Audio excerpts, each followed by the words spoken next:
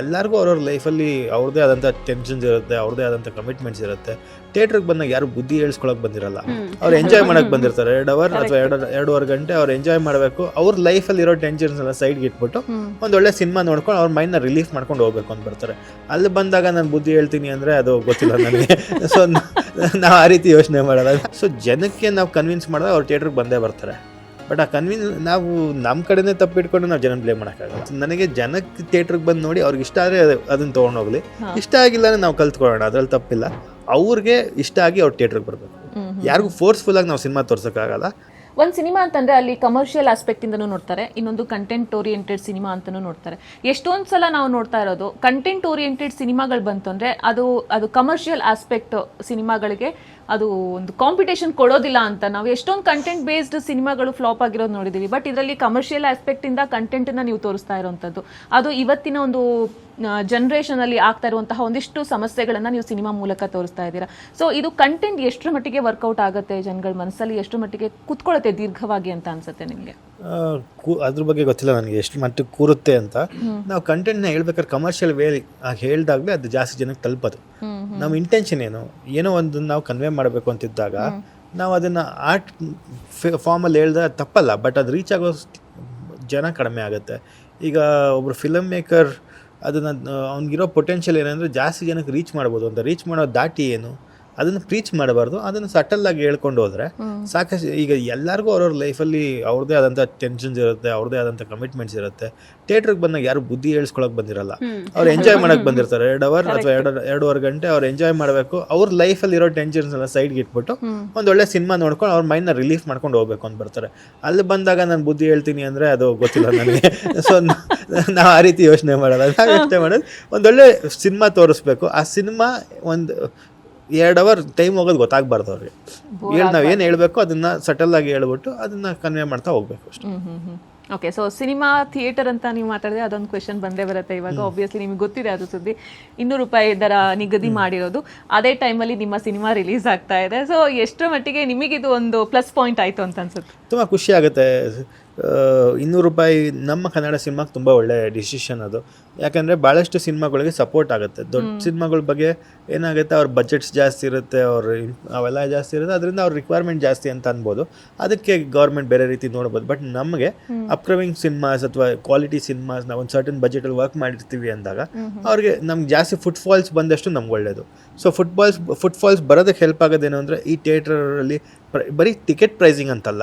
ಈಗ ನಾವು ಅಲ್ಲಿ ಥಿಯೇಟ್ರಲ್ಲಿ ಹೋಗಿ ಒಂದು ಪಾಪ್ಕಾರ್ನ್ ತಿಂತೀವಿ ಅಥವಾ ಒಂದು ಕೋಕ್ ಕುಡಿತೀವಿ, ಅವೆಲ್ಲ ಪ್ರೈಸಿಂಗು ಒಂದು ಕ್ಯಾಪ್ಡ್ ಆಗಿರ್ಬೇಕು. ಅವಾಗ ಏನಾಗುತ್ತೆ, ಈಗ ಇಬ್ಬರು ಹೋಗೋ ಕಡೆ 4 ಜನ ಥಿಯೇಟ್ರಿಗೆ ಬರೋಕ್ಕೆ ಯೋಚನೆ ಮಾಡ್ತಾರೆ. ಈಗ ಒಂದು OTT ಪ್ಲ್ಯಾಟ್ಫಾರ್ಮಲ್ಲಿ 1,000 ರೂಪಾಯೋ 2,000 ರೂಪಾಯಿಗೋ ಎಲ್ಲ ಪ್ಲ್ಯಾಟ್ಫಾರ್ಮ್ಸು ನಮ್ಮ ಕೈಗೆ ಸಿಗುತ್ತೆ ಅಂದರೆ ಈಗ ಒಂದು ಸಿನಿಮಾ ನೋಡೋಕೆ ಹೋದ್ರೆ ಅದು ಒಂದು 2,000 ರೂಪಾಯಿ ಒಂದು ಫ್ಯಾಮಿಲಿ ಖರ್ಚಾಗುತ್ತೆ. ಸೊ ಅವ್ರು ಯೋಚನೆ ಮಾಡ್ತಾರಲ್ವ, ನಾನು 2,000 ರೂಪಾಯಿ ಹಾಕಬೇಕು ಅಂದರೆ ಅವ್ನು ಒಂದು ತಿಂಗಳಲ್ಲಿ ಎಷ್ಟು ಸಿನಿಮಾ ನೋಡ್ಬೋದು ಅವರು. ಸೊ ಅದಕ್ಕೆ ಯೋಚನೆ ಮಾಡೋ ರೀತಿ ನಾವು ಒಂದು ಎನ್ವೈರ್ಮೆಂಟ್ ನಮ್ಮ ಕಡೆಯಿಂದನೂ ಅದು ಪೂರ್ವಕ ಕ್ರಿಯೇಟ್ ಆದರೆ ಅವರು ಅವ್ರ ಕಡೆಯಿಂದ ಎಫರ್ಟ್ ಹಾಕ್ತಾರೆ. ಅದು ಇವತ್ತು ಒಂದು ಸ್ಟಾರ್ಟ್ ಆಗಿದೆ, ನಾಳೆ ದಿನ ಹೋಗ್ತಾ ನೋಡೋಣ ಅದು ಯಾವ ರೀತಿ ಹೋಗುತ್ತೆ. ಇವತ್ತಿನ ದಿನಗಳಲ್ಲಿ ಇದು ಎಷ್ಟರ ಮಟ್ಟಿಗೆ ಇಂಪಾರ್ಟೆನ್ಸ್ ತಗೊಳುತ್ತೆ? ಯಾಕಂದ್ರೆ ಜನಗಳು ಥಿಯೇಟರಿಗೆ ಬರ್ತಾ ಇಲ್ಲ ಅನ್ನುವಂತಹ ಒಂದು ಆರೋಪ, ಅದ್ರದ್ದು ಇವಾಗ ಒಂದು 2-3 ಸಿನಿಮಾಗಳಿಂದ ಅದು ಹೋಗ್ತಾ ಇದೆ. ಜನಗಳು ಥಿಯೇಟರ್ ಬರ್ತಾ ಇಲ್ಲ ಅನ್ನೋದು ಸುಳ್ಳು ಮೇಡಮ್. ನಾವು ಒಳ್ಳೆ ಸಿನಿಮಾ ಕೊಟ್ಟರೆ ಥಿಯೇಟ್ರಿಗೆ ಬಂದೇ ಬರ್ತಾರೆ. ಈಗ ಸೂ ಫ್ರಮ್ ಸೋ ಫಾರ್ ಎಕ್ಸಾಂಪಲ್, ನಾನು ಎಕ್ಸಾಂಪಲ್ ಆಗ್ತಾ ಇದ್ದೀನಿ. ಅದರಲ್ಲಿ ಯಾವ ಸ್ಟಾರ್ಸು ಇಲ್ಲ. ರಾಜ್ ಬಿ ಶೆಟ್ಟಿ ಅವರು ನೋನ್ ಫೇಸು, ಒಬ್ರು ಸ್ಟಾರ್ ಆದ್ರೂ ಅದ್ರಲ್ಲಿ ಅವ್ರು ಮಾಡಿದ್ದೀನಿ ಅಂತಲೂ ಕೂಡ ಹೇಳಲಿಲ್ಲ.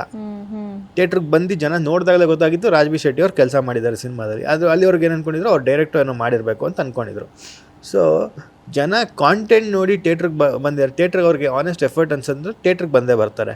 ಅವರು ನಾವು ನಮ್ಮ ಆ್ಯಸ್ ಫಿಲಮ್ ಮೇಕರ್ಸ್ ರೀಸನ್ ಕೊಡ್ತೀವಿ, ಈ ರೀಸನಿಗೆ ಜನ ಬರ್ತಿಲ್ಲ, ಆ ರೀಸನಿಗೆ ಜನ ಬರ್ತಿಲ್ಲ ಅಂತ.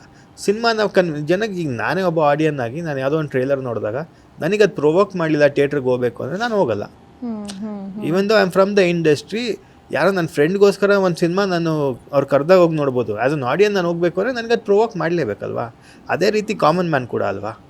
ಸೊ ಆ ಥರ ಸಿನಿಮಾ ಬಂದಾಗ ಈಗ 7 ಮಲೆ ಚೆನ್ನಾಗಿ ಹೋಗ್ತಾ ಇದೆ. ಒಂದೊಳ್ಳೆ ಸಬ್ಜೆಕ್ಟ್, ಒಂದೊಳ್ಳೆ ಅಟೆಂಪ್ಟು. ಸೊ ಅವ್ರಿಗೂ ಅವ್ರ ಥೀಮ್ ಆಫ್ ಲೈನಲ್ಲಿ ಒಂದು ಮಾಸ್ ಸಿನಿಮಾ, ಒಂದೊಳ್ಳೆ ಕಮರ್ಷಿಯಲ್ ಸಿನಿಮಾ, ಒಂದೊಳ್ಳೆ ಸಾಂಗ್ ಕೊಟ್ಟು ಅವ್ರು ಜನ ಥಿಯೇಟ್ರಿಗೆ ಕರೆಸಿದ್ರು. ಅದಾದ ತಕ್ಷಣ ಸೂ ಫ್ರಮ್ ಸೋ ಅವ್ರು ಒಂದೊಳ್ಳೆ ಕಮರ್ಷಿಯಲ್ ಆಸ್ಪೆಕ್ಟ್ ಅಂದರೆ ಒಂದು ಕಾಮಿಕಲ್ ಕಮರ್ಷಿಯಲ್ ಆಸ್ಪೆಕ್ಟಲ್ಲಿ ಅವ್ರು ವರ್ಕ್ ಮಾಡಿ ಅವರು ಥಿಯೇಟ್ರಿಗೆ ಕರೆಸಿದ್ರು. 7 ಮಲೆ ಅವರು ಒಂದು ಒಳ್ಳೆ ಕಾನ್ಸೆಪ್ಟ್ ಡ್ರಿವೆನ್ ಸಿನಿಮಾ ಕರೆಸಿದ್ರು. ಈಗ ನಾವು ಕಾನ್ಸೆಪ್ಟ್ ಡ್ರಿವೆನ್ ಸಿನಿಮಾ ಅಂತ ಇದ್ದೀವಿ. ಸೊ ಜನಕ್ಕೆ ನಾವು ಕನ್ವಿನ್ಸ್ ಮಾಡಿದ್ರೆ ಅವ್ರು ಥಿಯೇಟ್ರಿಗೆ ಬಂದೇ ಬರ್ತಾರೆ. ಬಟ್ ಆ ನಾವು ನಮ್ಮ ಕಡೆನೇ ತಪ್ಪಿಟ್ಕೊಂಡು ನಾವು ಜನ ಬ್ಲೇಮ್ ಮಾಡೋಕ್ಕಾಗಲ್ಲ. ಕರೆಕ್ಟ್, ಇದು ಕರೆಕ್ಟ್. ಸೊ ನೀವು ಏನು ಹೇಳಕ್ಕೆ ಇಷ್ಟಪಡ್ತೀರಾ? ಇವಾಗ ₹200 ಬೆಲೆ ನಿಗದಿ ಆಗಿರೋದು, ನೀವು ಯಾವ ಥರ ಅನಲೈಸ್ ಮಾಡ್ತೀರಾ ಇದನ್ನು ಅಂತ? ನಾವು ಇವ್ರು ಹೇಳ್ದಂಗೆ ನಾನು ಥಿಯೇಟರ್ಗೆ ಹೋಗ್ತಿರೋವಾಗ ನಮ್ಮ ಕನ್ನಡ ಚಿತ್ರಗಳನ್ನ ನೋಡಕ್ಕೆ ಹೋಗ್ತಿದ್ವಿ. ಬಟ್ ಅದೇ ನಮ್ಮ ಕನ್ನಡದವರು ಬೇರೆ ಸಿನಿಮಾ ಥಿಯೇಟರ್ಗಳು ಫುಲ್ ಆಗ್ತಿತ್ತು ಲಿಟ್ರಲಿ. ಅಂದರೆ ರಾತ್ರಿ ಅದು 10:30 ಶೋ ಇದ್ರೂ ಫುಲ್ ಆಗ್ತಿತ್ತು. ಅದು ಎಷ್ಟೇ ಪ್ರೈಸಿಂಗ್ ಇದ್ರೂ ಜನ ಹೋಗ್ತಿದ್ರು. ಯಾಕೆ? Probably we lack in good stories ಅಥವಾ ಗುಡ್ ಸ್ಟೋರಿ ಟೆಲ್ಲಿಂಗ್. ಯಾಕಂದರೆ ಜನರಿಗೂ ತುಂಬ ಸ್ಮಾರ್ಟ್ ಅವರು. ಅಂದರೆ ಡಿಸಿಷನ್ ಮೇಕಿಂಗ್ ಅಬಿಲಿಟಿ ಹೆಂಗಿದೆ ಅಂದರೆ, ನಾನು ಒಳ್ಳೆ ಸಿನಿಮಾ ನಂಗೆ ಇಲ್ಲಿ ಸಿಗ್ತಾ ಇರುವಾಗ ನಾನು ಯಾಕೆ ಅದನ್ನ ನೋಡಬೇಕು ಅನ್ನೋದು ಅವ್ರದ್ದು ಮೈಂಡ್ ಸೆಟ್ ಇರುತ್ತೆ. ಅದು ತಪ್ಪು ಅಲ್ಲ, ತಪ್ಪು ಅಂತಾನೂ ಹೇಳೋಕ್ಕಾಗಲ್ಲ. ಬಟ್ ನಾವು ಇವಾಗ ಒಂದು ಒಳ್ಳೆ ಸಿನಿಮಾ ಮಾಡಿದ್ದೀವಿ ಅಂತ ನಾವು ಬಿಲೀವ್ ಮಾಡಿದಾಗ ಅದನ್ನು ಆದಷ್ಟು ಎಷ್ಟು ಮೂಲೆಗಳಿಗೆ ಎಲ್ಲೆಲ್ಲಿವರೆಗೂ ರೀಚ್ ಮಾಡ್ಸೋಕ್ಕಾಗುತ್ತೋ ಅಷ್ಟು ರೀಚ್ ಮಾಡಿಸೋವಂಥ ಪ್ರಯತ್ನ ಪಾಪ ಅವರು ಆ್ಯಸ್ ಪ್ರೊಡಕ್ಷನ್ ಮತ್ತು ಪ್ರೊಡ್ಯೂಸರ್ಸು ಎಲ್ಲ they are trying there best. ನಮ್ಮಲ್ಲೂ ಒಳ್ಳೆ ಕಥೆಗಾರರಿದ್ದಾರೆ, ಒಳ್ಳೆ ಬರಹಗಾರರಿದ್ದಾರೆ. ಇವ್ರದ್ದೆಲ್ಲರದು ಕೆಲವು ಸ್ಟೋರಿಗಳೆಲ್ಲ ಕೇಳಿದಾಗ ಅವರಿಗೆ ಆಪರ್ಚುನಿಟಿ ಸಿಗ್ತಾ ಇರಲ್ಲ. ಸೊ ಇವಾಗ ನಾವು ಬರೀ ನಮ್ಮ ಒಂದು ಸರ್ಕಲಲ್ಲಿ ನಾವು ನಾವಿಷ್ಟೇ ಜನ ನಾವಿಷ್ಟೇ ಸಿನಿಮಾ ಮಾಡೋದು ಅನ್ನೋದು ಬಿಟ್ಟು ನಾವು ಬೇರೆಯವ್ರಿಗೂ ಸಿನಿಮಾ ಮಾಡ್ತೀವಿ ಅನ್ನೋ ಒಂದು ಥಾಟ್ ಪ್ರಾಸೆಸ್ ಸ್ಟಾರ್ಟ್ ಆಯಿತು ಅಂದರೆ ಎಷ್ಟೋ ಒಳ್ಳೆ ಕಥೆಗಳು ಕಾಂಟೆಂಟ್ ಆಗಿ ಜನರ ಮುಂದೆ ತರ್ಬೋದು ಅಂತ ನಾನು ಬಿಲೀವ್ ಮಾಡ್ತೀನಿ. ಈ ₹200 ಕ್ಯಾಪ್ ಆಗಿರೋದು ನನಗೆ ಆ್ಯಕ್ಚುಲಿ ಖುಷಿ ವಿಚಾರ. ಬಿಕಾಸ್ ನಾವೇನೆ ನಮ್ಮ ಪಾಕೆಟಿಂದ ಇವಾಗ ನಾವಿಬ್ರು ಹೋಗ್ಬೇಕಂದ್ರೂ ₹1,200 ₹1,500 ಒಂದೊಂದು ಟಿಕೆಟ್ ಕೊಡ್ತಾ ಇದ್ದಾಗ ಅದ್ರ ಜೊತೆ ಫುಡ್ ಅದ್ರದ್ದು ಒಂದು ₹2,000. ಸೊ ಆಲ್ ಟುಗೆದರ್ ನೀವು ಒಂದ್ಸಲ ಹೊರಗಡೆ ಹೋಗ್ಬೇಕು ಅಂದ್ರೆ ಒಬ್ಬ ಮಿಡಲ್ ಕ್ಲಾಸ್ ಪರ್ಸನ್ ಅಂತಾನೆ ತಗೊಳ್ಳೋಣ, ಏನಿಲ್ಲ ಅಂದ್ರೂ ₹4,000 ಬೇಕು. ನಿಮ್ಮ ಮನೇಲಿ ಒಂದು 6 ಜನ ಇದ್ದಾರೆ ಅಂದ್ರೆ ಒಂದು ₹8,000 ಬೇಕು. ಸೊ ಈ ರೀತಿ ಆಗ್ಬಿಟ್ಟಾಗ ನಾವು ಸಿನಿಮಾ ಯಾಕೆ ನೋಡಕ್ ಹೋಗೋಣ? ಬೇಡ, ನಾವು ಮನೇಲಿ OTT ಬಂದಾಗ ನೋಡ್ಕೋತೀವಿ ಅಂತ. ಬಟ್ ಆ ಒಂದು ಸಿನಿಮ್ಯಾಟಿಕ್ ಎಕ್ಸ್ಪೀರಿಯನ್ಸು, ಆ ಒಂದು ಸೆಲೆಬ್ರೇಷನ್ ಅದನ್ನ ಮರ್ತೇ ಹೋಗಿದ್ವಿ. ಅಟ್ ಲೀಸ್ಟ್ ಥ್ರೂ ದಿಸ್ ವಾಪಸ್ ಜನರನ್ನ ಥಿಯೇಟ್ರಿಗೆ ಕರ್ಕೊಂಬರೋಂಥ ಒಂದು ಪ್ರಯತ್ನ ಮಾಡ್ಬೋದು ಅಂತ ನಾನು ಅನ್ಕೊಳ್ತೀನಿ. ಓಕೆ. ಸೊ ಅವಾಗ ಇವ್ರು ಹೇಳ್ತಾ ಇದ್ರು ಯೂನಿವರ್ಸ್ ಬಗ್ಗೆ. ಸೊ ನಿಮ್ಮ ಪ್ರಕಾರ ಇವತ್ತಿನ ಒಂದು ನವಡೇಸ್ ಏನಾಗ್ತಾ ಇದ್ದಾರೆ, ಮ್ಯಾನಿಫೆಸ್ಟೇಷನ್ ಬಗ್ಗೆ ತುಂಬಾನೇ ಚರ್ಚೆಗಳಾಗ್ತಾ ಇದೆ. ಸೋಷಿಯಲ್ ಮೀಡಿಯಾದಲ್ಲಂತೂ ಮ್ಯಾನಿಫೆಸ್ಟೇಷನ್ ಅನ್ನೋದನ್ನ ತುಂಬಾ ಹೈಪ್ ಮಾಡ್ತಾ ಇದ್ದಾರೆ. ನಿಮ್ಮ ಪ್ರಕಾರ ಮ್ಯಾನಿಫೆಸ್ಟೇಷನ್ ಅನ್ನೋದೇನು, ನೀವೇನು ಮ್ಯಾನಿಫೆಸ್ಟ್ ಮಾಡ್ಕೊಳ್ತೀರಾ ಅಂತ? ಸಹಜವಾಗಿ ನಾವು ಅದು ಕರೆಕ್ಟ್ ಕೂಡ. ಅದೇನಾಗುತ್ತೆ, ನಮ್ಮ ಮೈಂಡ್ ಸಬ್ಕಾನ್ಷಿಯಸ್ ಆಗಿ ವರ್ಕ್ ಮಾಡೋಕ್ಕೆ ಶುರು ಮಾಡುತ್ತೆ.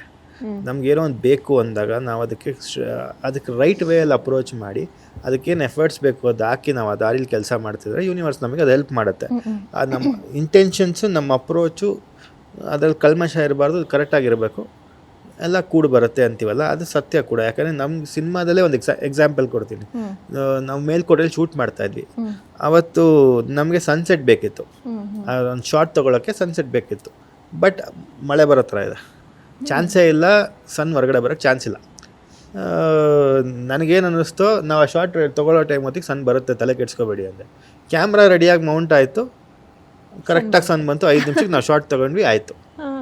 ಅದು ಪ್ಯೂರ್. ಯಾಕಂದರೆ ನಾವು ಇಡೀ ಸಿನಿಮಾ ನಾವು ಅಷ್ಟು ಪ್ಯೂರಿಟಿಯಿಂದ ಮಾಡಿದ್ದೀವಿ. ನಮ್ಗೆ ಅದೊಂದು ಶಾರ್ಟ್ ತುಂಬ ಇಂಪಾರ್ಟೆಂಟ್ ಅಂತ ನಮ್ಗೆ ಅನಿಸಿತ್ತು. ಅಲ್ಲಿ ಹೋಗಿರೋದು ಏನಂದರೆ ಅಲ್ಲೇ ಬೇಕು ನಮಗೇನೋ ಇಂಟೆನ್ಷನ್ ಹೋಗಿದ್ವಿ. ಸೊ ನನಗೆ ದೇವ್ರ ಇಲ್ಲಿಗೆಲ್ಲ ಕರ್ಸ್ಕೊಂಡಿದ್ದೆ, ನಂಗೆ ಒಂದೊಂದು ಶಾರ್ಟ್ ಕೊಟ್ಬಿಡು ಅಂತ. ಸೊ ಸದ್ಯಕ್ಕೆ ದೇವ್ರು ಕೇಳಿಸ್ತು, ದೇವ್ರು ಕೊಡ್ತು, ಅದು ಅಷ್ಟೇ. ಅದೊಂದು ನನ್ನ ಲೈಫಿನ ಎಕ್ಸ್ಪೀರಿಯನ್ಸ್ ಅದು. ಸೊ ಇವಾಗ ಏನು ಮ್ಯಾನಿಫೆಸ್ಟ್ ಮಾಡ್ಕೊಂಡಿದ್ದೀರಾ ನಿಮ್ಮ ಸಿನಿಮಾ ಫುಲ್ ಹಿಟ್ ಆಗಲಿ ಅನ್ನೋ ಮ್ಯಾನಿಫೆಸ್ಟ್? ಅಷ್ಟು ಇಲ್ಲ, ನನಗೆ ಜನಕ್ಕೆ ಥಿಯೇಟ್ರಿಗೆ ಬಂದು ನೋಡಿ ಅವ್ರಿಗೆ ಇಷ್ಟ ಆದರೆ ಅದನ್ನು ತೊಗೊಂಡೋಗ್ಲಿ, ಇಷ್ಟ ಆಗಿಲ್ಲ ಅಂದರೆ ನಾವು ಕಲ್ತ್ಕೊಳ್ಳೋಣ, ಅದ್ರಲ್ಲಿ ತಪ್ಪಿಲ್ಲ. ಇವಾಗ ನಾನು ಬ್ಲ್ಯಾಂಕ್ ಆಗಿದ್ದೀನಿ, ನಾನೇನು ಇದು ಮಾಡ್ತಿಲ್ಲ. ನನಗೇನಂದರೆ ಮ್ಯಾಕ್ಸಿಮಮ್ ಜನಕ್ಕೆ ರೀಚ್ ಆಗಬೇಕು, ಅವ್ರಿಗೆ ಇಷ್ಟ ಆಗಿ ಅವ್ರು ಥಿಯೇಟ್ರಿಗೆ ಬರಬೇಕು. ಯಾರಿಗೂ ಫೋರ್ಸ್ಫುಲ್ಲಾಗಿ ನಾವು ಸಿನಿಮಾ ತೋರ್ಸೋಕ್ಕಾಗಲ್ಲ. ಜನಕ್ಕೆ ಇಷ್ಟ ಆಗೋ, ನಮಗೆ ಇಷ್ಟ ಆಗಿದೆ, ನಾಳೆ ದಿನ ಜನಕ್ಕೂ ಇಷ್ಟ ಆಗಲಿ ಅಂತ ಆಸೆ ಪಡ್ತೀವಿ ಅಷ್ಟೇ. ಓಕೆ. ಆಬ್ವಿಯಸ್ಲಿ ಯೂನಿವರ್ಸ್ ಅಂತ ನೀವು ಎಷ್ಟು ಸಲ ಮಾತೆ ನಿಮಗೆ ಮ್ಯಾನಿಫೆಸ್ಟೇಷನ್ ಬಗ್ಗೆ ನಿಮಗೆ ಸಿಕ್ಕಾಪಟ್ಟೆ ಇಂಟ್ರೆಸ್ಟ್ ಇದೆ ಅಂತ ಅದನ್ನ ನಂಬ್ತೀರಾ ಅಂತ ಕೂಡ ನನಗೆ ಅನ್ಸುತ್ತೆ. ಸೊ ನಿಮ್ಮ ಪ್ರಕಾರ ಮ್ಯಾನಿಫೆಸ್ಟೇಷನ್ ಏನು, ಏನೇನು ಮ್ಯಾನಿಫೆಸ್ಟ್ ಮಾಡ್ಕೊಳ್ತೀರಾ ನೀವು? Believing is manifesting. ನಾವು ಏನು ಬಿಲೀವ್ ಮಾಡ್ತೀವಿ, ನನಗಿದು ಆ್ಯಕ್ಚುಲಿ ತುಂಬ ಹೆಂಗೆ ಎಕ್ಸ್ಪೀರಿಯನ್ಸ್ ಹೇಳೋದಂತ ಗೊತ್ತಿಲ್ಲ. ನಾನು ತುಂಬ ವರ್ಷದಿಂದ ಸ್ಟ್ರಗಲ್ ಮಾಡಿ ಬಂದಂಥವಳು. ಸೊ ನಾನು ಒಂಥರ ಟ್ರಾಮಾ ಡಾಗ್ ಥರ. ಸೊ ನನಗೆ ಆಗಿರುವಂಥ ಎಕ್ಸ್ಪೀರಿಯನ್ಸು ಎಲ್ಲ ಒಂದು ಹೋಪ್ ಅನ್ನೋದನ್ನು ಕಳ್ಕೊಂಡ್ಬಿಟ್ಟಿದೆ. ಸೊ ನಾನೇ ಕೆಲವೊಂದು ಸಲ ಒಬ್ಬಳೇ ಕೂತಿದಾಗ ಯೋಚನೆ ಮಾಡ್ತಿದ್ದೆ, ನನ್ನ ಪ್ರಾಬಬ್ಲಿ ಮೈಂಡ್ ಸೆಟ್ಟನ್ನು ನಾನು ಚೇಂಜ್ ಮಾಡ್ಕೊಳ್ಬೇಕು. ನಾನು ಯಾವಾಗ ನನ್ನ ಹತ್ರ ಇಲ್ಲ, ನನಗಿದು ಬರ್ತಿಲ್ಲ, ಅಥವಾ ನಾನು ಇದನ್ನು ಆ ಒಂದು ವಿಷಯಕ್ಕೆ ಅಥವಾ ಒಂದು ಕೆಲಸಕ್ಕೆ ನನಗೆ ಯೋಗ್ಯತೆ ಇಲ್ಲ ಅಂತ ನಾನು ಅನ್ಕೊಂಡಾಗ ಅದು ನಮ್ಮ ಮೈಂಡಲ್ಲಿ ಅದೇ ಥರ ಬಿಲ್ಡ್ ಆಗ್ತಾ ಹೋಗ್ತಾ ಇರತ್ತೆ. ಸೊ ನನಗೆ ನನ್ನ ಮೇಲೆ ಬಿಲೀಫ್ ಇಲ್ಲದೆ ಇರೋವಾಗ how can universe believe in me ಅಂತ. ಸೊ ನಾನು ಆ ಒಂದು ಮೈಂಡ್ ಸೆಟ್ಟನ್ನು ಚೇಂಜ್ ಮಾಡ್ತಾ ಹೋದೆ. ಬಟ್ ಡೆಫಿನೆಟ್ಲಿ ನಾನು ತುಂಬ ಪ್ರೇ ಮಾಡ್ತೀನಿ. ಅಂದರೆ ಎಲ್ಲ ಅಂದರೆ ನಾವು ಮಾಡ್ತಿರೋವಂಥ ಸಿನಿಮಾ ಆಗಿರ್ಬೋದು ಅಥವಾ ನಾವು ಇರೋವಂಥ ಸಿಚುವೇಶನ್ ಆಗಿರ್ಬೋದು ಅದು ಒಳ್ಳೆ ರೀತಿಲಿ ಹೋಗಲಿ ಅನ್ನೋದು ನಾನು ಯಾವಾಗಲೂ ಪ್ರೇ ಮಾಡ್ತೀನಿ. ಈ ಸಿನಿಮಾಗೂ ಅಷ್ಟೇ, ಅಂದರೆ ಈ ಪರ್ಟಿಕ್ಯುಲರ್ ಸಿನಿಮಾ ಅನ್ನೋದಕ್ಕಿಂತ ತುಂಬ ವರ್ಷ ಗ್ಯಾಪ್ ಆಗಿಬಿಡುತ್ತೆ. ಆ್ಯಸ್ ಅನ್ ಆರ್ಟಿಸ್ಟ್ ತುಂಬ ವರ್ಷ ನೀವು ಕಾಣಿಸ್ಕೊಳ್ಳಿಲ್ಲ ಅಂದಾಗ ನೀವು ಇಲ್ಲವೇ ಇಲ್ಲ ಇಂಡಸ್ಟ್ರೀಲಿ ಅನ್ನೋದೇ ಮಾತು ಬರುತ್ತೆ. ಸೊ ಹಾಗಾಗಿ ನಾನು ಆ ಒಂದು ಸಮಯದಲ್ಲಿ ತುಂಬ ಕೇಳ್ಕೊಳ್ತಿದ್ದೆ, ಅಂದರೆ ಒಂದು ಒಳ್ಳೆ ತಂಡ, ಒಳ್ಳೆ ಒಂದು ಸಿನಿಮಾ ಸಿಕ್ಕಿದ್ರೆ ಆ ಒಂದು ಫ್ರೈಡೇ ಪ್ರಾಬಬ್ಲಿ ಆ ಒಂದು ಸಿನಿಮಾ, ಆ ಒಂದು ಪಾತ್ರ ಅದು ಅಟ್ಲೀಸ್ಟ್ ಇನ್ನೊಂದಷ್ಟು ಒಳ್ಳೆ ಕೆಲಸಗಳಿಗೆ ದಾರಿ ಮಾಡಿಕೊಡುತ್ತೆ ಅಂತ. ಮೇ ಬಿ ಆ ಮ್ಯಾನಿಫೆಸ್ಟೇಷನ್ ಅಥವಾ ಆ ಒಂದು ಪ್ರೇಯರ್ಸ್ ನಮ್ಮನ್ನು ಇಲ್ಲಿವರೆಗೂ ಕರ್ಕೊಂಡು ಬಂತು ಅಂತ ಅನಿಸುತ್ತೆ. ನನಗೆ ತಂಡದ ವಿಷಯದಲ್ಲಿ I been very lucky. Because ಇವರು ಒಂದು ಕಥೆನ ಚೂಸ್ ಮಾಡಿರೋದು ನೋಡಿದ್ರೆ ನಿಮ್ಗೆ ಗೊತ್ತಾಗುತ್ತೆ ಅವರು ತುಂಬ ಸೆನ್ಸಿಬಲ್ ಹ್ಯೂಮನ್ಸ್ ಅಂತ.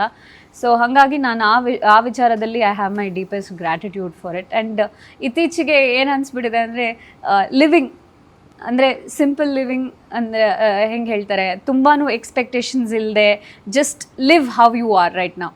ತುಂಬ ಅದ್ರ ಬಗ್ಗೆ ಯೋಚನೆ ಮಾಡಬೇಕು, ನಾಳೆ ನಾನು ಬಗ್ಗೆ ಎಸ್ ಆ್ಯಂಡ್ ನಾಳೆ ನಾನು ಇಷ್ಟು ದೊಡ್ಡ ಕಾರ್ ತೊಗೋಬೇಕು, ಇಷ್ಟು ದೊಡ್ಡ ಬಂಗ್ಲೋ ತೊಗೋಬೇಕು, ಇಷ್ಟು ದೊಡ್ಡದು ಇದು ಮಾಡಬೇಕು, ಅದೆಲ್ಲ ನಂಗೇನೂ ಇಲ್ಲ. I want to live in the moment ಅಷ್ಟೇ. ಸೊ ಆ ಲಿವ್ ಇನ್ ದ ಮೊಮೆಂಟಲ್ಲೂ ಹ್ಯಾಪಿಯಾಗಿ ಪಾಸಿಟಿವ್ ಆಗಿರಬೇಕು ಅನ್ನೋದು ನನ್ನ ವಿಚಾರ. ಸೊ ಪ್ರಾಬಬ್ಲಿ ಆ ಪಾಸಿಟಿವ್ ಎನರ್ಜಿನೇ ನಿಮ್ಮನ್ನು ಇವತ್ತಿಲ್ಲಿ ಕೂತು ಮಾತಾಡಿಸ್ತಿರೋದು ಅಥವಾ ನಮ್ಮನ್ನೆಲ್ಲ ಒಂದು ಕಡೆ ಸೇರಿಸಿದ್ದು ಈ ಸಿನಿಮಾ ಮಾಡೋಕ್ಕೆ ಅಂತ ನನ್ನ ಬಿಲೀಫ್. ಓಕೆ, ನಿಮ್ಮ ಪ್ರಕಾರ ಒಂದು ಫ್ರೈಡೇ, ಆ Friday first day first show ಎಷ್ಟು ಮ್ಯಾಟರ್ ಆಗುತ್ತೆ? ಎಷ್ಟು ನಿಮಗೆ ಅದೊಂದು ಫುಲ್ ಹೌಸ್ಫುಲ್ ಅನ್ನೋದು ನೋಡೋಕೆ ಎಷ್ಟು ಖುಷಿ ಆಗುತ್ತೆ ಆಸ್ ಎ ಆರ್ಟಿಸ್ಟ್? ಪ್ರತಿಯೊಬ್ಬ ಆರ್ಟಿಸ್ಟು ಅದಕ್ಕೆ ಕ್ರೇವ್ ಮಾಡೋದು. ಯಾವತ್ತವರು ಡೇ ಒನ್ ಅವ್ರು ಆ್ಯಕ್ಟ್ರ್ ಆಗ್ತೀನಿ ಅಂತ ಡಿಸೈಡ್ ಮಾಡ್ತಾರೋ ಅವರೆಲ್ಲರೂ ಫಸ್ಟು ಆಸೆ ಇರೋದು ಅದೊಂದು ಫ್ರೈಡೇ ನನಗೆ ನನ್ನ ಲೈಫ್ ಚೇಂಜ್ ಮಾಡುತ್ತೆ, ಅದೊಂದು ಮಾರ್ನಿಂಗ್ ಶೋ, ಥಿಯೇಟ್ರ್ ಫುಲ್ ಆಗಿರುತ್ತೆ, ಸಿನಿಮಾ ನೋಡಿ ಜನ ಇಷ್ಟಪಟ್ಟು ನಾನು ಹೊರಗಡೆ ಬಂದಾಗ ನನ್ನನ್ನು ಅಪ್ಕೊತಾರೆ ಅಂತ. ಆ ಫ್ರೈಡೇ ಪ್ರತಿಯೊಬ್ಬರು ಸ್ಟಾರ್ ಲೈಫಲ್ಲೂ ಚೇಂಜ್ ಆಗಿದೆ. ಅದನ್ನ ಯಾರೂ ಎಕ್ಸ್ಪ್ರೆಸ್ ಮಾಡೋಕ್ಕಾಗಲ್ಲ, ಅದೊಂದು ಎಕ್ಸ್ಪೀರಿಯನ್ಸ್ ಅಷ್ಟೇ. ಸೊ ಆ ಎಕ್ಸ್ಪೀರಿಯನ್ಸ್ಗೋಸ್ಕರ ನಾವೆಲ್ಲರೂ ಕಾಯ್ತಾ ಇದ್ದೀವಿ. ಹೋಪ್ಫುಲಿ ಈ ಸಿನಿಮಾ ಎಕ್ಸ್ಪೀರಿಯನ್ಸ್ ಕೊಡುತ್ತೆ. ಓಕೆ, ಸೊ ಸಿನಿಮಾ ಇಂಡಸ್ಟ್ರಿಯಲ್ಲಿರೋರು ಪಾಲಿಟಿಕ್ಸಿಗೆ ಹೋಗೋದು ಮತ್ತು ಪಾಲಿಟಿಕ್ಸಲ್ಲಿರೋರು ಸಿನಿಮಾ ಇಂಡಸ್ಟ್ರಿ ಬರೋದು, ಇವೆರಡು ಕೂಡ ಸೈಮಲ್ಟೇನಿಯಸ್ ಆಗಿ ವರ್ಕ್ ಆಗ್ತಾ ಇರುತ್ತೆ.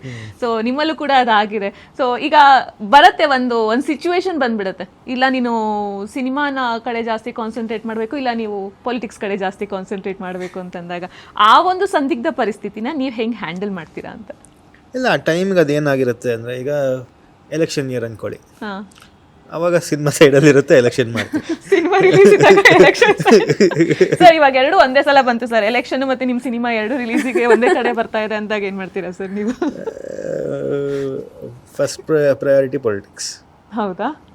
ಓಕೆ, ಸೊ ಪೊಲಿಟಿಕ್ಸಲ್ಲಿ ನಿಮಗೆ ತುಂಬಾ ಮುಂದೆ ಬರಬೇಕು ಅಂತ ಇದೆಯಾ? ಏನು ನಿಮ್ಮದು? ಇಲ್ಲ, ಅದು ಮುಂದೆ ಬರಬೇಕು ಅನ್ನೋದು ಆಲೋಚನೆಕ್ಕಿಂತ ಅದು ಯಾಕಂದರೆ ಅದು ನಾವಿವತ್ತು ಏನೇ ಆಗಿದ್ರು ಅದರಿಂದಾನೆ. ನಮಗೆ ಏನೇ ಹೆಸರಿದ್ರು, ನಮ್ಮ ತಂದೆಗೆ ಏನು ಹೆಸರಿದ್ರು ಅಥವಾ ನನಗೆ ಯಾರು ರೆಕಗ್ನೈಸ್ ಮಾಡಿದ್ರು ಅದು ಅದರಿಂದಾನೆ. ಸೊ ಅದಕ್ಕೆ ನಾವು ಆ ಮರ್ಯಾದೆ ಕೊಡಲೇಬೇಕು. ಆಮೇಲೆ ಜನರಿಗೆ ನಮ್ದು ಜವಾಬ್ದಾರಿ ಇದ್ದೇ ಇರುತ್ತೆ. ಸೊ ಇಲ್ಲಿ ಸಿನಿಮಾ ನನಗೆಲ್ಲ ಕೊಟ್ಟಿದೆ ಇಲ್ಲ ಅಂತನಲ್ಲ, ಬಟ್ ನಮ್ಮ ಮೂಲನೇ ಅದಿದ್ದಾಗ ಮೂಲ ಯಾವತ್ತು ಮರಿಬಾರ್ದಲ್ಲ. Okay, point. ರೂಟ್ಸ್ ಯಾವತ್ತು ಮರಿಬಾರ್ದು.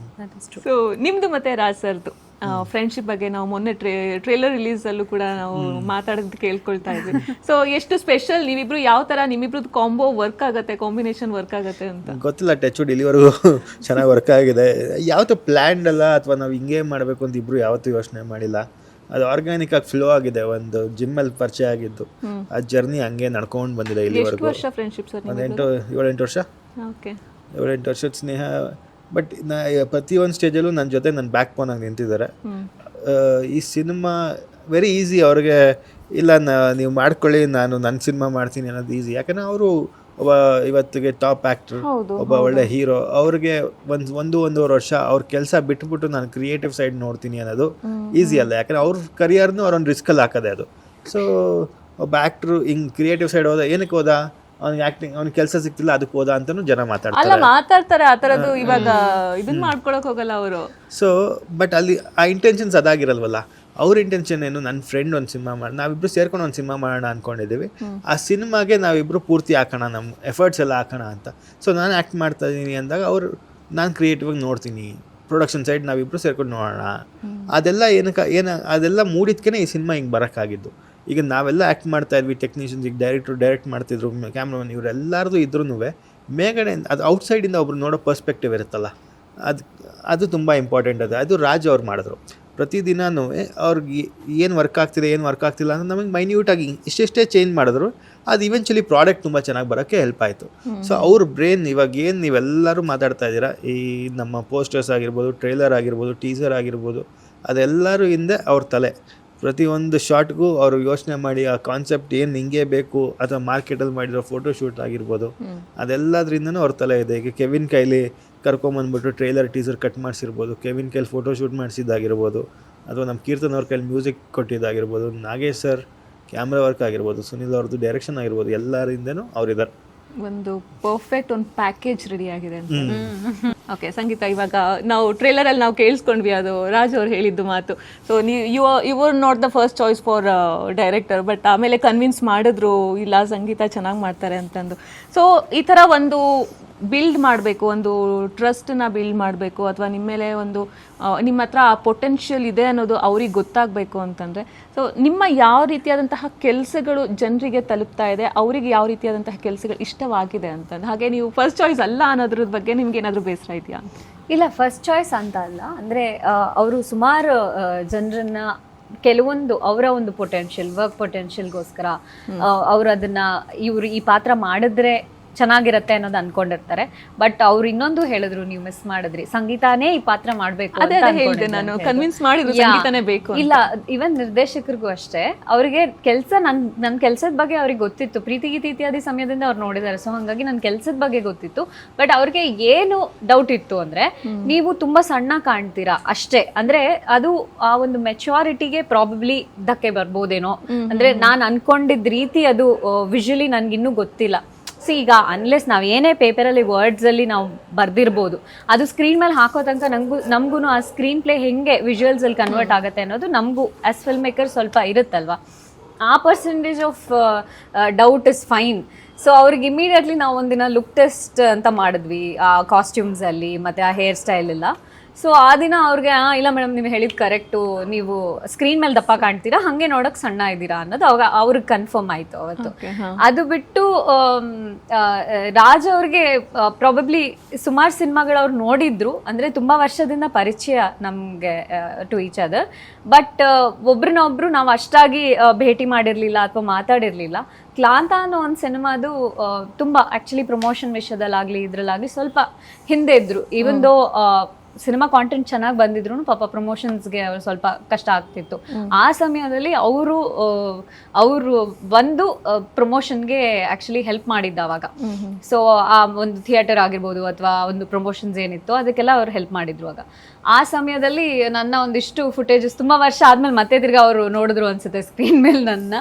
ಆವಾಗ ಅವ್ರು ಅನ್ಕೊಂಡಿದ್ರಂತೆ ದಟ್ ನಾನು ಯಾವ್ದಾದ್ರು ಒಂದು ಸಿನಿಮಾ ಮಾಡಿದ್ರೆ ನಾನು probably Sangeetha has to be in it ಅಂತ. ಅದು ಇಷ್ಟು ಬೇಗ ಕಮಲ್ ಶ್ರೀದೇವಿ ಆಗಿ ಆ ಒಂದು ಯುನೋ ಆ ಪಾಸಿಟಿವ್ ಔಟ್ಕಮ್ ಈ ರೀತಿ ಬರುತ್ತೆ ಅಂತ ನಾನು ಅನ್ಕೊಂಡಿರ್ಲಿಲ್ಲ. But definitely I think his casting sense, ಅಂದರೆ ಯಾರು ಈ ಪಾತ್ರಕ್ಕೆ ಒಪ್ತಾರೆ ಆ್ಯಂಡ್ ಯಾರು ಇದನ್ನ ಮಾಡಬಲ್ಲರು ಅನ್ನೋದು, he has that amazing sense of casting and everything ಅಂತ ನಂಗೆ ಅನ್ಸುತ್ತೆ. ಓಕೆ, ಸೊ ಅವಾಗ ಮಾತಾಡ್ತಾ ಇದ್ದ ನೀವು ಹೇಳಿದ್ರಿ ಜಾಸ್ತಿ ಮಾತಾಡೋದಿಲ್ಲ ಸಿನಿಮಾ ಸೆಟ್ಟಲ್ಲಿ, ನಮ್ಮ ಶೂಟಿಂಗಲ್ಲೇ ನಾವು ಇರ್ತೀವಿ, ನಮ್ಮ ಪಾತ್ರದಲ್ಲೇ ನಾವು ಮುಳುಗೋಗಿರ್ತೀವಿ ಅಂತ. ನಿಮ್ಮಿಬ್ಬರ ಕಾಂಬಿನೇಷನಲ್ಲಿ ಎಷ್ಟು ದಿನ ನೀವು ಚಿತ್ರೀಕರಣ ಮಾಡಿರೋದು? ನಂಗೆ ಫಸ್ಟ್ ಅದನ್ನೇ ಹೇಳಿ. 60% ಆಫ್ ದ ಶೂಟ್ ನಾವಿಬ್ರು ಮಾಡಿದ್ವಿ. ನೀವಿಬ್ರು, ಹೌದಾ? ಸೊ ಒಂದು ಸ್ವಲ್ಪ ಅದು ನಿಮ್ಮಿಬ್ರ ಬಗ್ಗೆ ನೀವು ಅರ್ಥ ಮಾಡ್ಕೊಂಡಿರ್ತೀರಾ ಅಲ್ವಾ? ಹಾಗಾದ್ರೆ ಇಷ್ಟೇ 60% ನೀವು ಶೂಟ್ ಮಾಡಿದ್ದೀರಾ ಅಂತ ಮಾಡ್ಕೊಂಡಿರ್ತೀರಾ ಅಲ್ವಾ? ಸೊ ನನಗೇನು ಇಲ್ಲ, ಅವ್ರದ್ದು ಏನಂತಾರೆ ಇನ್ಸ್ಪೈರ್ ಮಾಡೋದು ಅಥವಾ ಜನಗಳಿಗೆ ಜಾಸ್ತಿ ಅದನ್ನು ಏನಂತಾರೆ ಇಷ್ಟವಾಗುವಂತಹ ಕ್ವಾಲಿಟೀಸು, 5 ಕ್ವಾಲಿಟೀಸು ಇಲ್ಲ ಒಂದು ಸ್ವಲ್ಪ ಕಿರಿಮಿರಿ ಆಗತ್ತೆ ಇದು ಅಂತ ಅನ್ಸೋದಾದ್ರೆ ಯಾವುದು? ಅದು 2-5-5 ಹೇಳ್ಬೇಕಾ? ಇಲ್ಲ 2-3 ಹೇಳಿಲ್ಲ ಪರವಾಗಿಲ್ಲ. ಒಳ್ಳೆ ಆ್ಯಕ್ಟ್ರ್, ಆಮೇಲೆ ಅವ್ರ ಡೆಡಿಕೇಶನ್, ಅವ್ರ ಪರ್ಫಾರ್ಮೆನ್ಸ್, ಆಮೇಲೆ ಕಮಿಟ್ಮೆಂಟ್. ಮೂರ್ ಇವು ಆಗೋಯ್ತು 3 ಪಾಸಿಟಿವ್. ಇದು ನನಗೆ ಗೊತ್ತು. ನಾವು ಮೂರ್ ಆಗೋಯ್ತು. ಅವ್ರಿಗೆ ಕಿರಿಕಿರಿ ಏನಾಗುತ್ತೆ ಅಂತ ಹೇಳ್ಬೇಕು. ಕಿರಿಕಿರಿ ನಮ್ಮ ಸೆಟ್ಟಲ್ಲಿ ಏನು ಕಿರಿಕಿರಿ ಮಾಡಿಲ್ಲ, ಸೊ ನಮ್ಗೇನು ಅನ್ಸಿಲ್ಲ ಸದ್ಯಕ್ಕೆ. ಗೊತ್ತಿಲ್ಲ ನಾಳೆ. ಇದು ಇವ್ರು ಸಿಕ್ಕಾಪಟ್ಟೆ ಡಿಪ್ಲೊಮ್ಯಾಟಿಕ್ ಆಗಿ ಆನ್ಸರ್ ಮಾಡಿದ್ರು. ನೀವು ಹೇಳಿ ಇವಾಗ ಅವ್ರ ಬಗ್ಗೆ 3. ಇಲ್ಲ, ಈಸ್ ಅ ಟ್ರೂ ಜೆಂಟಲ್ಮನ್. ಒಂದು ಇನ್ನೊಂದು ಯಾವಾಗ್ಲೂ ಹಂಬಲ್ ಆಗಿರ್ತಾರೆ. ಅದು it's inspiring to many people from the background that he comes from. ಆ ಥರ ಇರೋದು ಇಟ್ ಇಸ್ ಟ್ರೂಲಿ ಇನ್ಸ್ಪಿರೇಷನಲ್ ಅಂತ ನಂಗೆ ಅನ್ಸುತ್ತೆ. ಇನ್ನೊಂದು like I said passionate actor. ಇನ್ನೊಂದು ವಿಷಯ ಹೇಳಬೇಕು ಅಂದರೆ, ಈಗ ಒಂದು ಪ್ರೊಡ್ಯೂಸರ್ ಆಗಿ ಆ ಒಂದು ಫ್ರೀಡಮ್, ಕೆಲಸ ಮಾಡೋರಿಗೆ ಒಂದು ಫ್ರೀಡಮ್ ಕೊಡ್ತಾರಲ್ಲ, ಅದು ಒಂದು I felt it's a very good quality of him. ಕಿರಿಕಿರಿ ಅಂತ ಅಂದರೆ ನಾನು ಹೇಳ್ದಂಗೆ ನಾವು ತುಂಬ ಮಾತಾಡ್ತಿದ್ದು, ಈವನ್ ಸೆಟ್ಟಲ್ಲೂ ಅಷ್ಟಾಗಿ ಮಾತಾಡ್ತಿದ್ದು ಅಂದರೆ ಸಿನಿಮಾ ಬಗ್ಗೆ ಮಾತಾಡ್ತಿದ್ವಿ ಅಥವಾ ಸೀನ್ ಬಗ್ಗೆ ಮಾತಾಡ್ತಿದ್ವಿ. ಸೊ ಹಾಗಾಗಿ ಈವನ್ ದೋ ನಾವು ಎದುರಿಗೆ ಹಿಂಗೆ ಕೂತ್ಕೊಂಡಿದ್ದೀವಿ, ನಮ್ಮ ಸೀನ್ ನಡೀತಾ ಇದೆ, ವಿ ಡೆಂಟ್ ಹ್ಯಾವ್ ಆ ರೀತಿ ಕಾನ್ವರ್ಸೇಷನ್ಸ್ ಏನು ಇರಲಿಲ್ಲ ನಮಗೆ. ಬಟ್ ಸಿನಿಮಾ ಬಗ್ಗೆ ತುಂಬ ಮಾತಾಡ್ತಿದ್ವಿ ನಾವು ಅಷ್ಟೇ. ಸೊ ಇಂಟರ್ವ್ಯೂಸ್ ಟೈಮಲ್ಲಿ ನಿಮ್ಮ ಇಬ್ರು ಮತ್ತೆ ಕಾನ್ವರ್ಸೇಷನ್ ಜಾಸ್ತಿ ಆಗ್ತಾ ಇದೆ. ಇಲ್ಲೂ ಸಿನಿಮಾನೇ, ಈ ಸಿನಿಮಾದ ಏನಾಗ್ತಿದೆ, ನಾಳೆ ಏನ್ ಮಾಡ್ಬೇಕು, ನಾಳಿದ್ದು ಏನ್ ಮಾಡ್ಬೇಕು, ಅದೇ ಪ್ಲಾನಿಂಗ್ ಅದೇ. ಓಕೆ, ಸೊ ಫೈನಲಿ ಥಿಯೇಟರ್ಗೆ ಬರೋದಕ್ಕೆ ರೆಡಿ ಆಗಿದೆ ನಿಮ್ಮ ಸಿನಿಮಾ. ನಿಮ್ಮ ಪ್ರಕಾರವಾಗಿ ಏನೇನೆಲ್ಲ ಪ್ರಮೋಷನ್ ಮಾಡಬೇಕು, ಯಾವುದೇ ಥರ ಪ್ರಮೋಷನ್ ಮಾಡಬೇಕು, ಅದೆಲ್ಲವನ್ನೂ ನೀವು ಮಾಡ್ತಾ ಇದ್ದೀರಾ. ಸೊ ಏನೆಲ್ಲ ಎಕ್ಸ್ಪೆಕ್ಟೇಷನ್ ಇದೆ, ಜನಗಳು ಯಾವ ರೀತಿ ತಗೊಳ್ತಾರೆ ಅಂತ ನಿಮಗೆ ಅನ್ಸುತ್ತೆ? ಈಗ ಜನ ಕೊಟ್ಟಿರೋದು ಕಾನ್ಫಿಡೆನ್ಸ್. ನಮಗೆ ಡೇ 1 ಶುರು ಮಾಡಿದಾಗ ನಾವು 0 ಎಕ್ಸ್ಪೆಕ್ಟೇಷನ್ನಿಂದನೇ ಶುರು ಮಾಡಿದ್ದು. ಈ ಸ್ಟೇಜಿಗೆ ಬರೋ ಹೊತ್ತಿಗೆ ಜನ ಒಂದು ಇಂಟ್ರೆಸ್ಟ್ ಕ್ರಿಯೇಟ್ ಮಾಡ್ಕೊಂಡಿದ್ದಾರೆ. ನಾವು ಥಿಯೇಟ್ರಿಗೆ ಬರಬೇಕು, ಈ ಸಿನಿಮಾ ನೋಡಬೇಕು ಅನ್ನೋ ಒಂದು ಇಂಟ್ರೆಸ್ಟ್ ತೋರಿಸ್ತಿದಾರಲ್ಲ, ಅದೇ ನಮಗೆ ಕೊಡ್ತಾರೋ ಕಾನ್ಫಿಡೆನ್ಸು. ಅದೇ ರೀತಿ ಅವ್ರು ಥಿಯೇಟ್ರಿಗೆ ಬಂದು ನೋಡಿ ಅವ್ರಿಗೆ ಇಷ್ಟ ಆದರೆ ಇನ್ನೊಂದು 4 ಜನ ಕೇಳಿ ಇನ್ನೊಂದಷ್ಟು ಜನ ಕಳಿಸ್ಲಿ. ಇಷ್ಟ ಆಗಿಲ್ಲ ಅಂದರೆ ನಮ್ಗೆ ಹೇಳಿ ನಾವು ತಿದ್ಕೊತೀವಿ. ಓಕೆ, ನೀವು ಹೇಳೋದಾದರೆ ಎಕ್ಸ್ಪೆಕ್ಟೇಷನ್ಸ್ ಅಂತ ನಾನು ತುಂಬಾ ಇಟ್ಕೊಳಕ್ಕೆ ಹೋಗಲ್ಲ.